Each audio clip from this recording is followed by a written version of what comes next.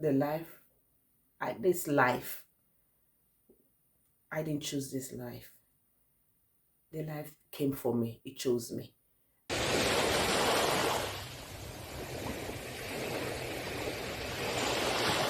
Good morning.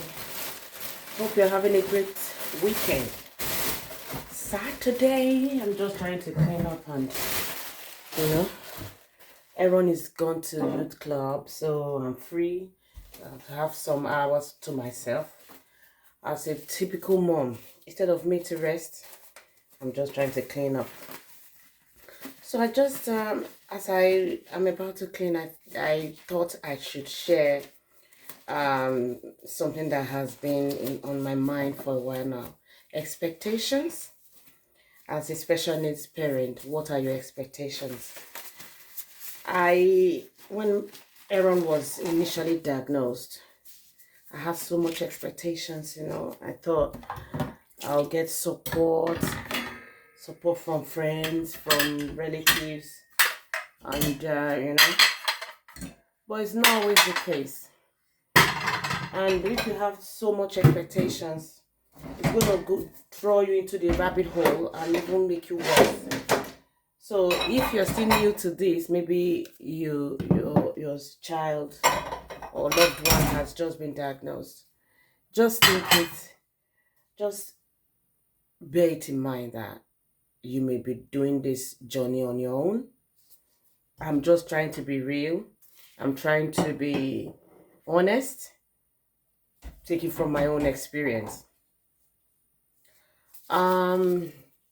Even professionals, you would think professionals will be there, holding your hand, telling you it's gonna be okay. You're in for a long run. I'm not trying to be a Debbie Downer. I'm not trying to discourage you or cause fear or send on certainties. However, I'm just trying to use my experience to give you a heads up. Starting from when my son was diagnosed, the day I was actually given the news that he's got autism and all of that. As an African, I've just been in the country for about hold on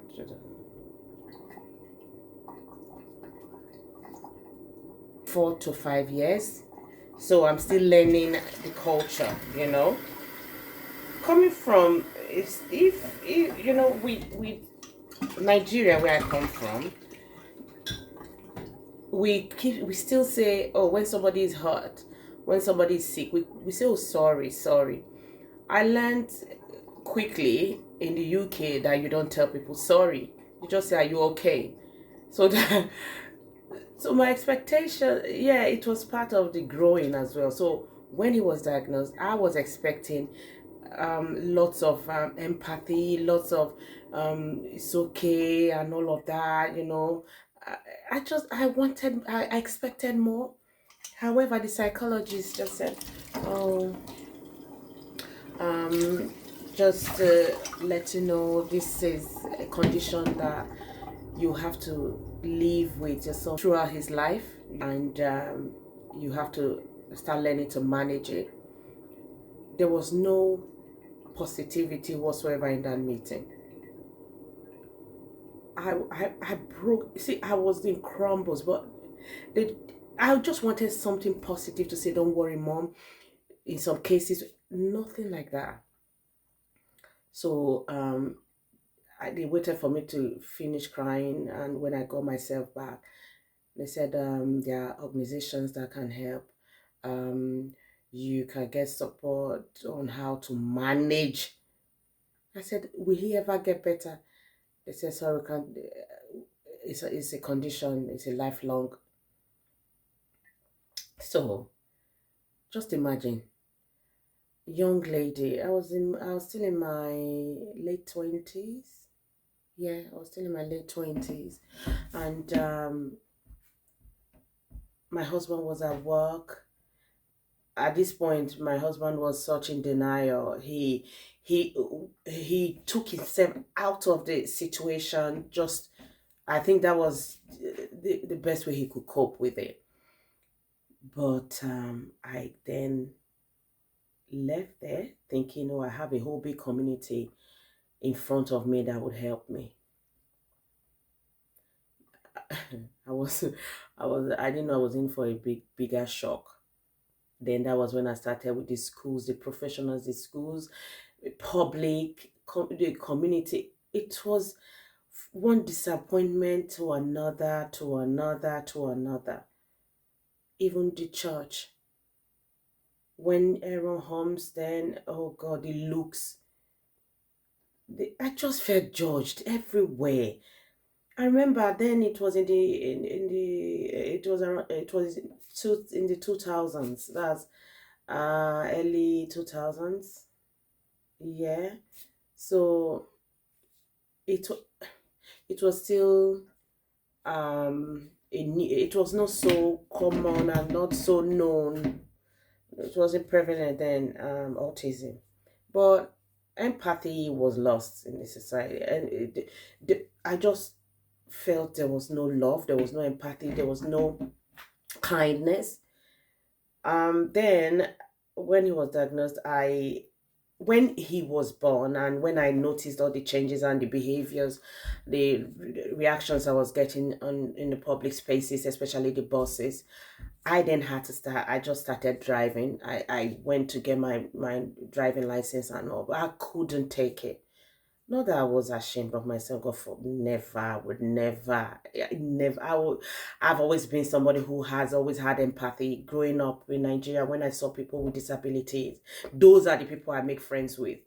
You know, I've always had that in me. Maybe I don't know. So sometimes I say maybe that's why God gave me him, because He knows I'll be able to show him love. So I've never been someone who was embarrassed by my son or ashamed, but I just felt the lack of love, the lack of empathy. So I'm just saying, expectations of the world out there is the only expectations you can bank on is from yourself, from you.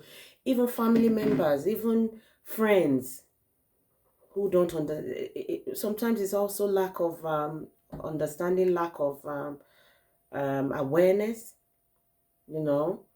So don't be too expectant. Don't people. I have decided to tell myself that nobody owes me anything. Nobody owes me. I'll take care of my son the best possible way I can. And I even noticed when my daughters were becoming teenagers, it was hard for them as well. When they were much younger, it was easy for them to, reach out to, play with him and bond with him. But as they became teenagers, I just learned again then they are not his mom. They can do only what they can do, and I need to do my best and do not expect anything from anybody. You know, do not expect too much from people, even your bosses, even your workplaces.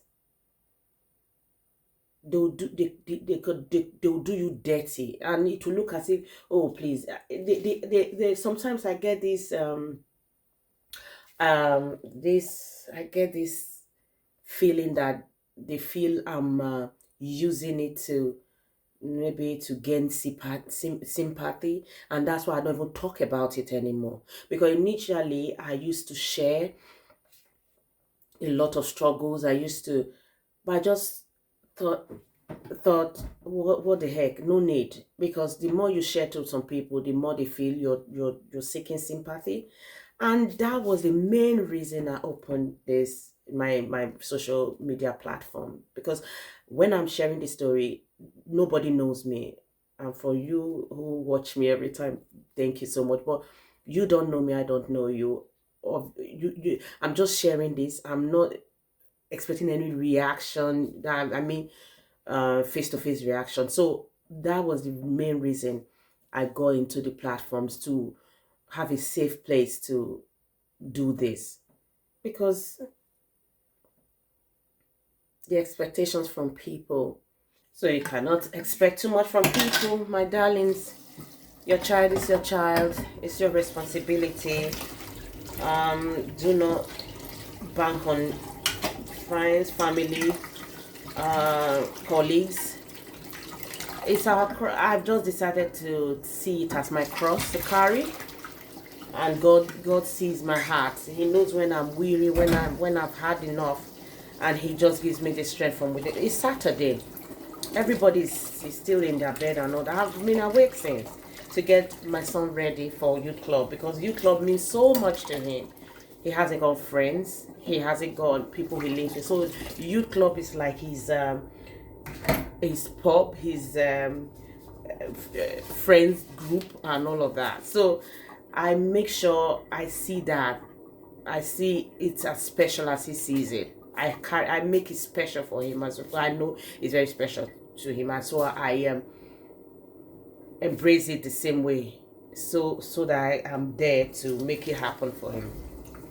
So parents, I know people promise, oh, don't worry, we'll be there for you. Do you know there was even a time when I was working night shift. My husband came home late, so we needed a nanny to bridge that gap. Let me tell you a quick story. We needed a nanny to bridge that gap. We got this nanny. It's not even, we got one nanny. She came to the house. I introduced her. I said, this is my family. I think my third was having her birthday then, so she just was with us during the day, with the birthday mini get together. So she left, but I had this feeling in my heart that she wouldn't. Immediately she saw Aaron, I saw the demeanor dropped. It's such a so after she left, she hadn't even reached home. I don't think she was still on the bus. She said, oh, I just realized that I've got a job that I cannot make it. Then I got another one. She came, she did a couple of days. There's a park right in front of within my estate. Very safe, just within. It's like there's this estate around, then the middle is where the park is. So I can stand at the front of my door and actually see what's going on in the park, who is there and all that. So I told her every afternoon you take my son to the park. So this was a trial days. So the first day she took Aaron and sisters to the park. Aaron was around 7, maybe around 7 or around 7 or 8. And I had explained that Aaron is on the spectrum. He is very impulsive. So when you have to be careful how keep an eye. The girls are fine, but with Aaron, this lady was on the phone all throughout the time. How Aaron ran, she didn't even know when Aaron slipped off her presence. So I was coming back from work. I took through the park. I was asking, where's Aaron? She was looking at me. I said, where's Aaron? So I called the police. We started the search hunt. Obviously, after that, she didn't come back. And this was just over and over and over. So I had to change jobs. That was when I started doing the night shift, so that I know he's home. So it won't take long, Dad will be home.